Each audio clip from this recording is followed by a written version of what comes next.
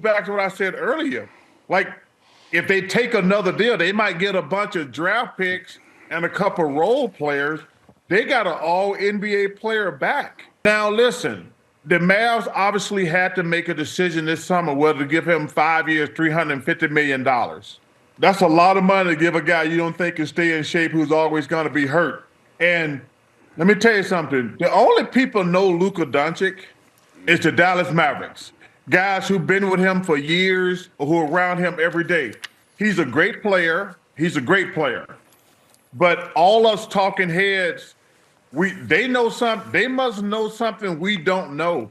Because listen, he's been hurt. Everybody complains about his conditioning. But once you give a guy 5 years, $350 million, y'all are stuck together for life. I do think this kind of sets the end to like the LeBron James making all the decisions. They're like, hey, we love you, LeBron, but we're going to start what's doing best for the Lakers. That's what I got out of this trade from a Lakers standpoint. Because I don't know if they didn't come tell LeBron, because number one, Clutch Sports is Anthony's agent. Stars for stars. I'm trying to remember, I've been in the NBA for 40 years. Normally when you trade a star, you get a bunch of junk back. This is the first time I can remember where you got two all NBA players traded for each other. I mean, obviously I don't remember every trade, but I'm trying to think. You guys got a great staff there behind the scenes. I don't remember the last time we traded probably never when you traded an all NBA player for an all NBA player. So that's probably, and the second thing is, normally when stars get traded, you hear a lot of rumblings and you just put them up for the highest bidder.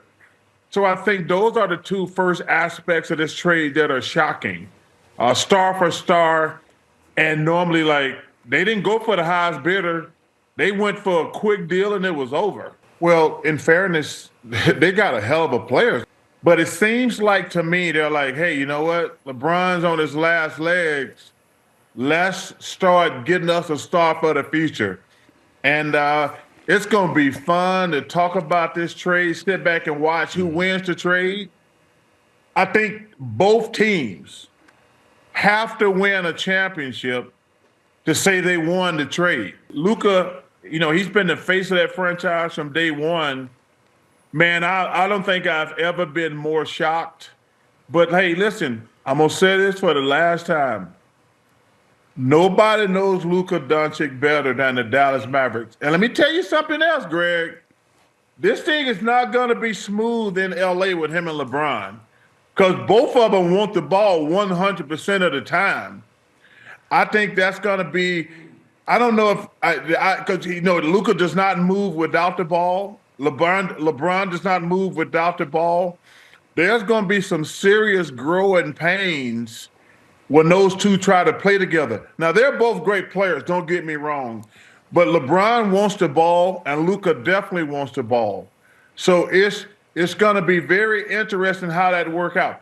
And when Anthony Davis is healthy, it's going to be a seamless transition to Dallas, plain and simple. Because, he complains all the time about the five. I don't even understand why he complains about the five. Unless you're playing against Joker or Embiid, do we have any more big guys in the league?